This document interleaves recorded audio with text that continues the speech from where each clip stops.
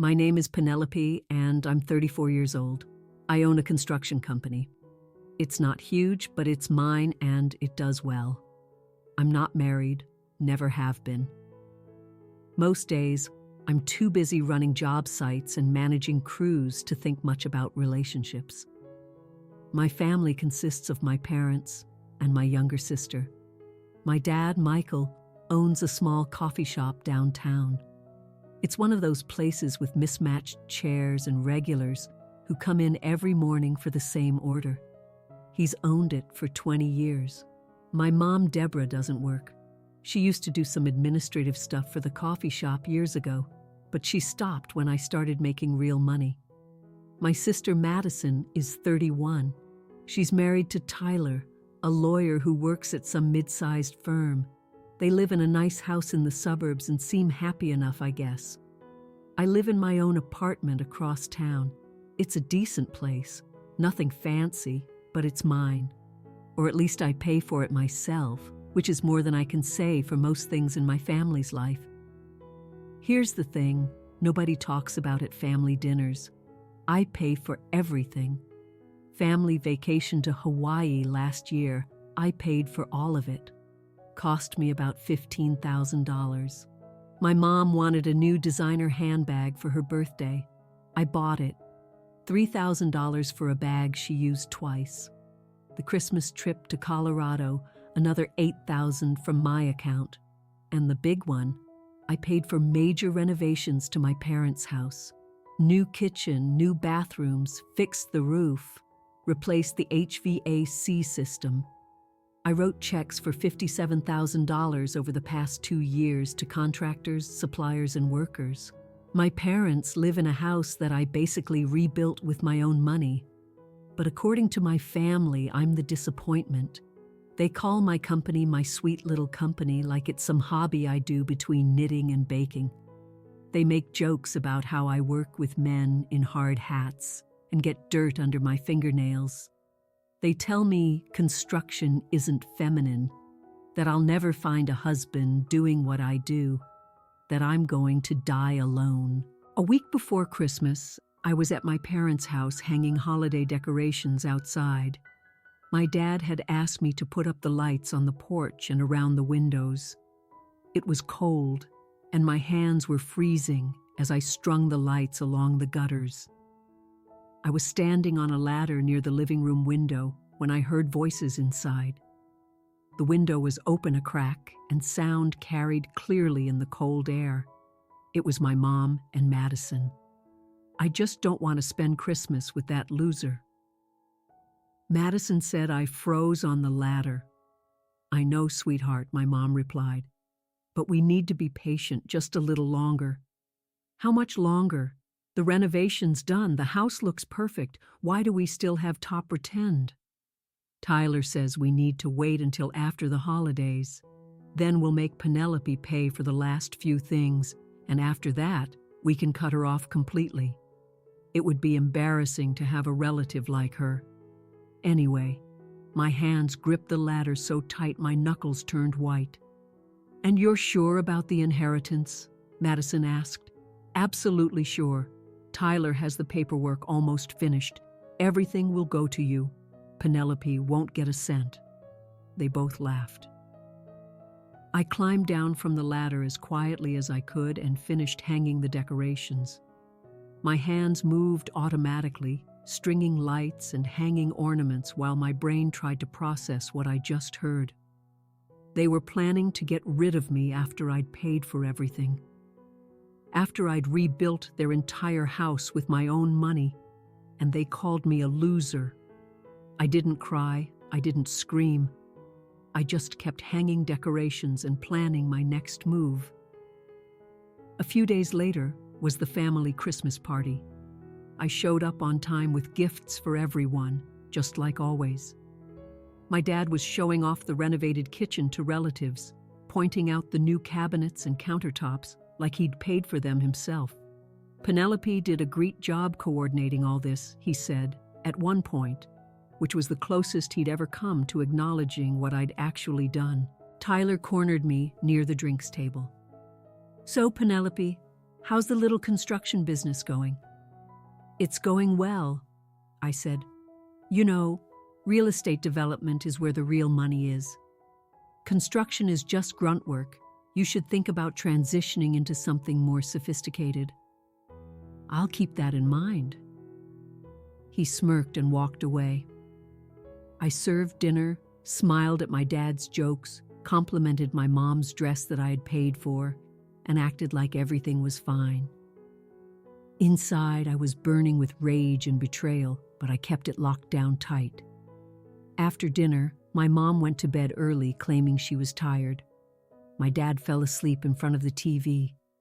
Madison and Tyler left around 9 o'clock.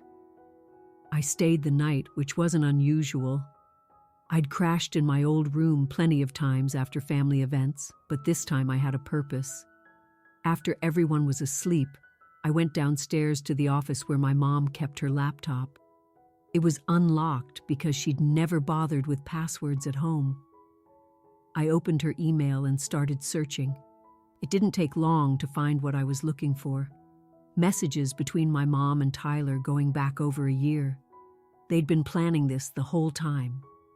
One email from Tyler dated 13 months ago. Once their renovation is complete and the house value increases, we can execute the inheritance transfer. Deborah should maintain positive relations with Penelope until all work is paid for and finished. Another from my mom. How soon after completion can we cut contact?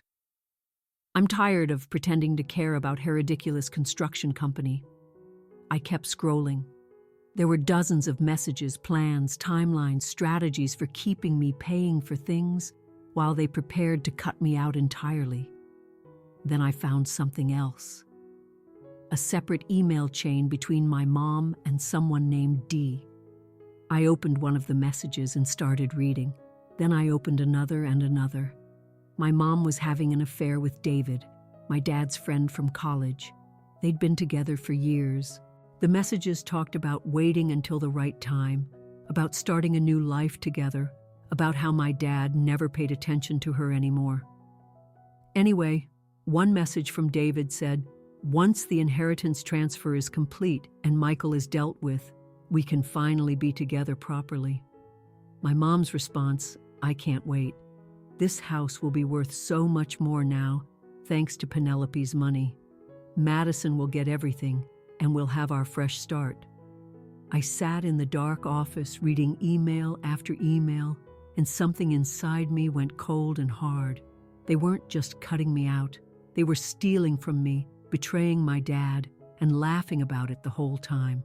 I took screenshots of everything, every email, every message, every piece of evidence. I uploaded them all to a secure cloud storage and mailed copies to myself. Then I closed the laptop and went upstairs to bed. I didn't sleep much that night, but when morning came, I had a plan. The next morning, I left my parents' house early and drove straight to a lawyer's office. I'd found one online who specialized in family law and property disputes. His name was Robert Chen, and he could see me that same day. I showed him everything, the emails, the screenshots, the records of every payment I'd made for the renovation. He looked through it all carefully, then leaned back in his chair. "This is a messy situation," he said, "but legally the house belongs to your parents. Even though you paid for the renovations, you didn't have a contract stating the work was a loan or that you'd receive equity in the property. So, I have no claim to any of it, not to the house itself." However, the evidence of fraud regarding the vacation money and the inheritance manipulation could be useful, but that's a different legal battle entirely. I left his office feeling frustrated, but not defeated. If I couldn't get my money back legally, I'd at least make sure everyone knew the truth. I had spare keys to my parents' house. I'd had them for years for emergencies. They didn't know I still had them. 2 days later, when both my parents were out, I let myself in. I bought small recording devices online, the kind that could run for weeks on a single charge. They were voice-activated and tiny. I installed one behind a picture frame in the living room, another inside, a kitchen cabinet tucked behind some dishes. The third one I put in their bedroom, hidden inside a decorative box on my mom's dresser. Then I left, locking the door behind me like I'd never been there. Over the next 3 weeks, I checked the recordings every few days. Most of it was boring. My dad talking about the coffee shop, my mom on the phone with friends, normal stuff, but I kept listening. I also put together a detailed spreadsheet of every dollar I had spent on their house. New kitchen cabinets, $8,000. Bathroom renovations, $12,000. Roof replacement, $15,000. HVAC system, $11,000. Painting, flooring, fixtures, everything. The total came to exactly $57,450. I had receipts for all of it. Invoices, bank statements, contractor agreements, everything was documented. Then 3 weeks after I'd installed the devices, I hit gold. The recording from the living room had caught a conversation between Madison and my mom. I was sitting in my apartment when I listened to it, and I had to replay it twice to make sure I'd heard correctly. Madison's voice, so Tyler finished all the paperwork. The documents are ready to go. Now that the renovation is done, we have legitimate reasons to cut Penelope out. My mom laughed. Perfect. I've already updated my will. Everything goes to you. The house, the savings, all of it. Penelope gets nothing. What about Dad? What about him? Once the assets are transferred, I'm starting my new life with David. He's been waiting for me. Does Dad suspect anything? Note it all. He's been ignoring me for years anyway. We're just two people living in the same house at this point. He won't even notice until it's too late. Madison laughed. Poor Penelope. She won't get a single cent after all that work. Let her keep her sweet little company. My hands were shaking as I saved the recording. This was it. This was everything I needed. I made copies of the audio file and stored them in 3 different places: cloud storage, an external hard drive, and a USB stick I kept in my safe. Madison's birthday was coming up in 2 weeks. It was always held at my parents' house, a big family gathering with dinner and cake. Everyone would be there. I spent those 2 weeks preparing. I organized all my evidence on a tablet, creating a presentation that would show the emails, the financial records, and play the audio recordings. I rehearsed what I'd say, how I'd stay calm, how I'd handle their reactions. I also reached out to David's wife. Her name was Karen, and we'd met a few times at family events over the years.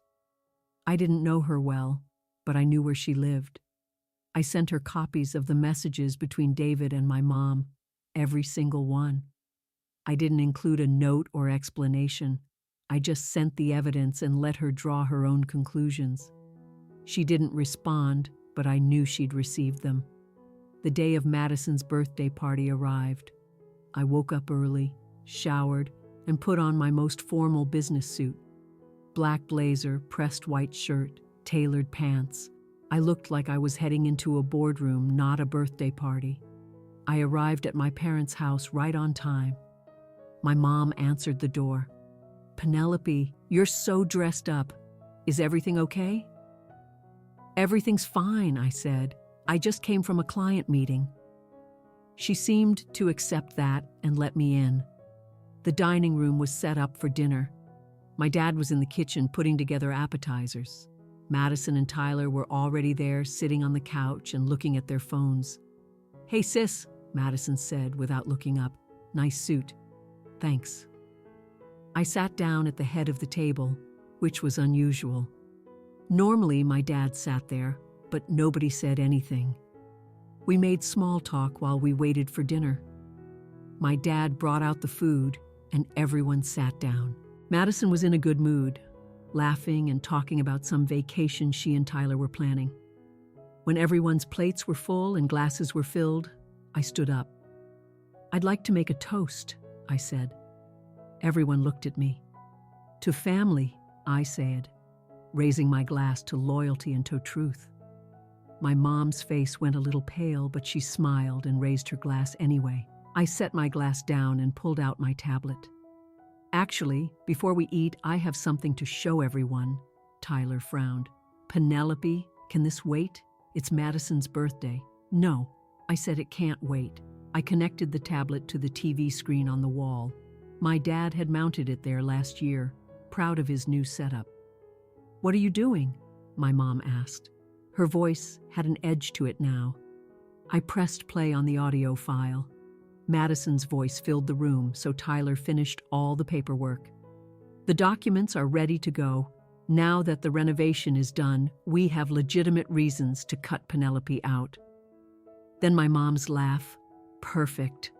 I've already updated my will. Everything goes to you.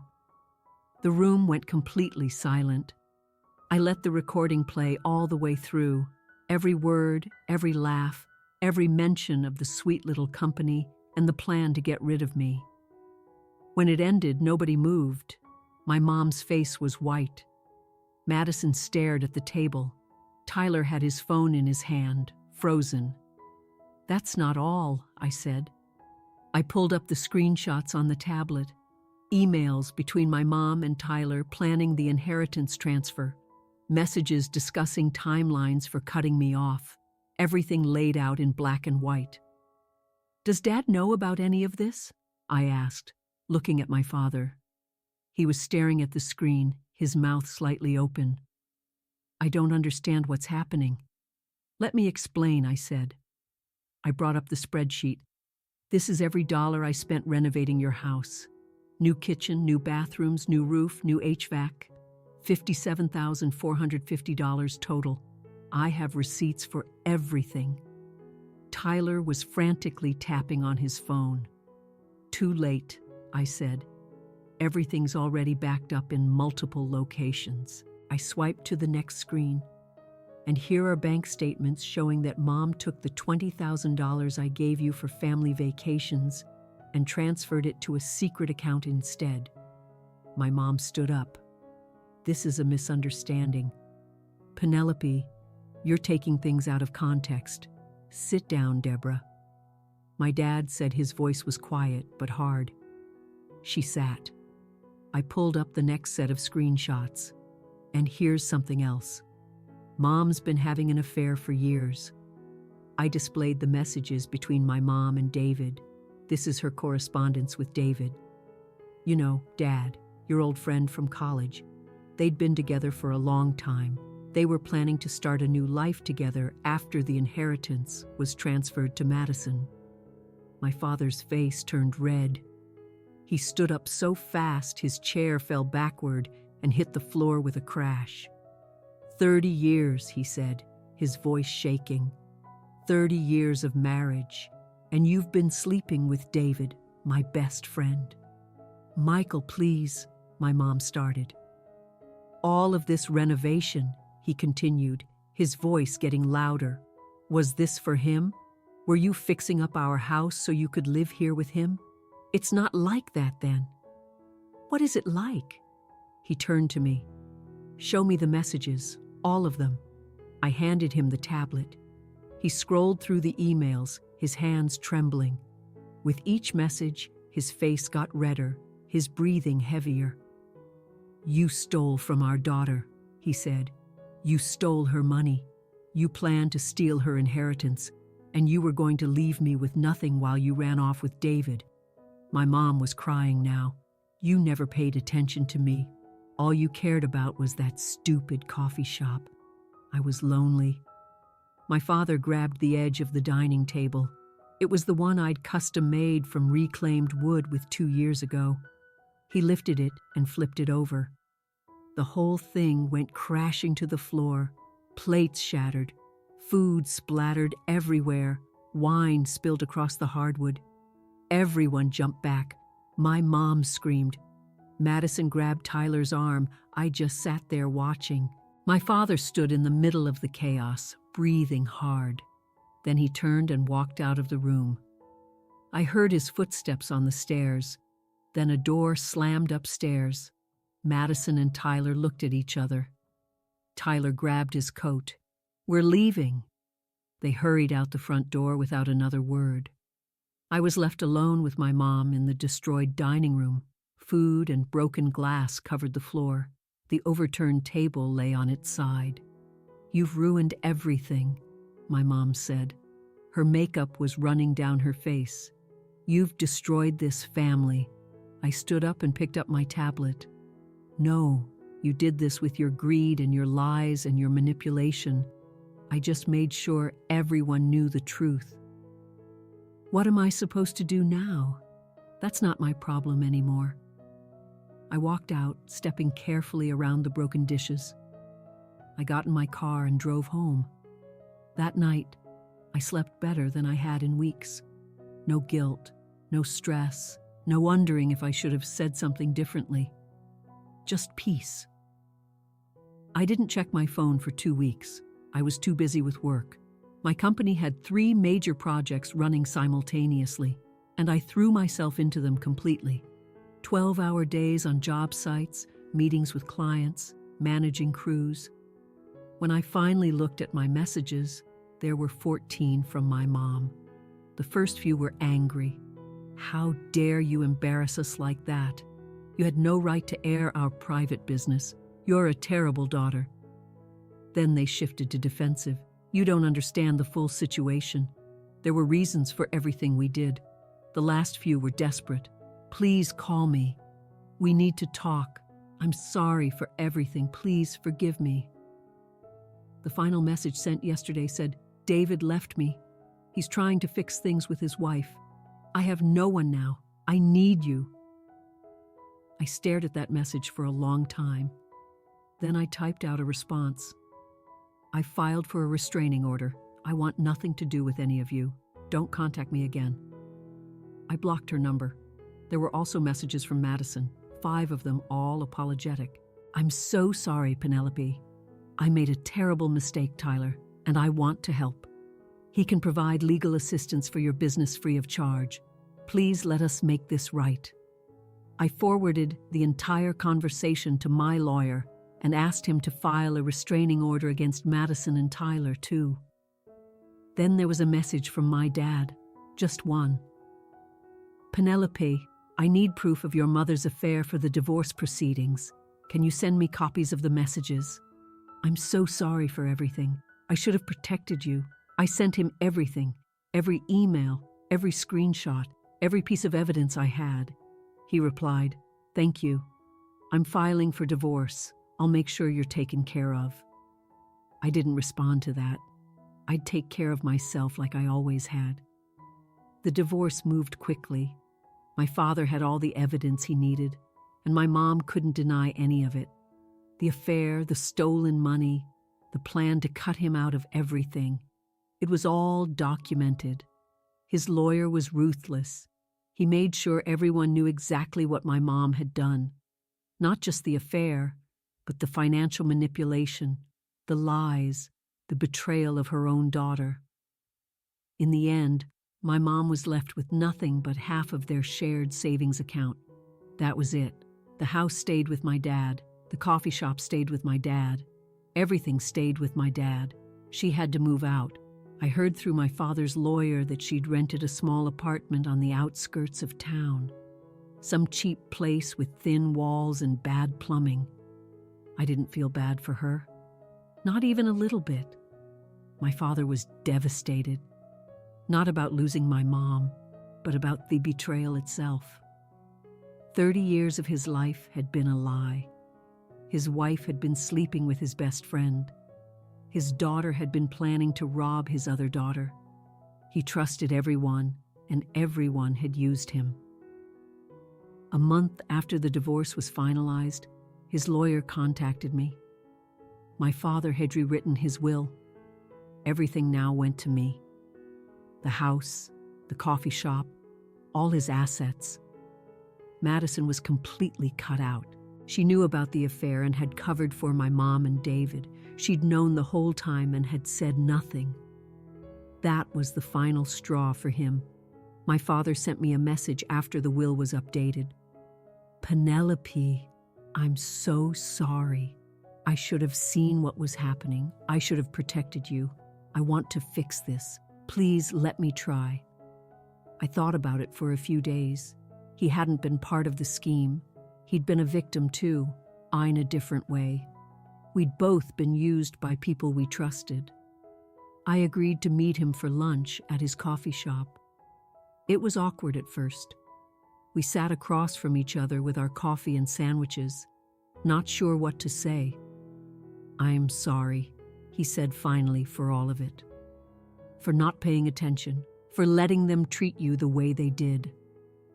We talked for an hour, not about my mom or Madison or any of the drama, just about other things, his coffee shop, my construction projects, normal stuff. At the end, we agreed to meet again the next month. Same place, same time. It became a regular thing. Once a month, we'd have lunch at his coffee shop. We'd talk about work, about life, about anything except the family that had fallen apart. It wasn't the relationship we'd had before, but it was something honest at least. 3 months after the birthday party disaster, I bought a new house. Not an apartment this time, but an actual house with a yard and a garage. It was in a quiet neighborhood with good schools. Even though I didn't have kids, I just liked the area.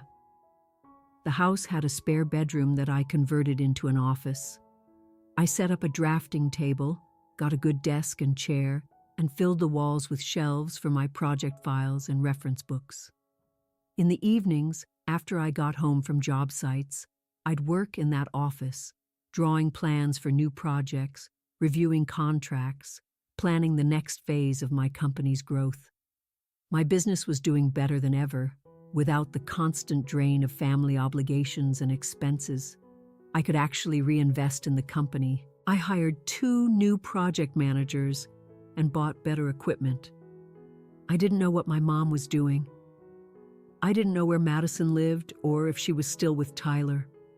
I didn't care enough to find out. They weren't part of my life anymore, and I liked it that way. My father and I kept our monthly lunches. Sometimes we'd talk about adding a second location for his coffee shop. Sometimes I'd tell him about a difficult client or a project that went wrong. He never brought up my mom or Madison unless I asked, which I didn't. My phone stayed silent. No demands for money, no guilt trips, no criticism about my career or my life choices, just silence. This was my life now, my house, my business, my choices. Nobody else's expectations. Nobody else's plans for me, just mine. And for the first time in 34 years, that was enough. I didn't need their approval or their love or their acknowledgement. I had my own success, my own accomplishments, my own future. I'd built it all myself without them, and I'd keep building one project at a time, one day at a time, without looking back at the family that never really saw me in the first place.